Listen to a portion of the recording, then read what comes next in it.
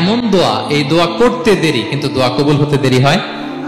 সব নবীকে আল্লাহ বলছেন, এই নবীরা তোমাদের প্রত্যেককে একটা করে দোয়া করার সুযোগ দিলাম এই দুনিয়াতে, এবং দোয়াটা করার সাথে সাথেই কবুল করে ফেলবো। বিষ্ণু বলেন লিকুল্লি নবীন দাওয়া মুস্তাজাব, সব নবীরা একটা করে দোয়া মুস্তাজাব পেয়েছেন। দাও বিহা, আর নবীরা ওই দোয়াটা দুনিয়াতেই করে ফেলছে। সব নবীর ওই স্পেশাল দোয়া যেটা করলেই কবুল, ওটা সব নবীরা কি করছে? দুনিয়াতেই করে ফেলেছে। কিন্তু বিষ্ণু নবী বলেন ওয়া ইন্নী আখতাবিউ দাওয়াতি শাফাআতান লি উম্মতি ইয়াউমাল কিয়ামা, আমি আমার সেই দোয়াটা এই দুনিয়ার বুকে অন্যান্য নবীদের মতো করি নাই।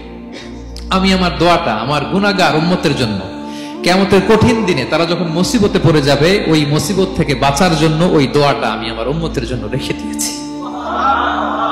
ওয়া ইন্নী আখতাবিউ দাওয়াতি শাফাআতান লি উম্মতি ইয়াউমাল কিয়ামা, সব নবীরা এই দোয়াটা করেছে, দুনিয়াতেই কবুল হয়ে গিয়েছে। কিন্তু বিষ্ণু বললেন আমি চাইলে এই দোয়াটা করতে পারতাম। তায়েফের ময়দানে বিষ্ণুনবী ওই দোয়া করলে বিষ্ণুবীর গা দিয়ে রক্ত ঝরে না।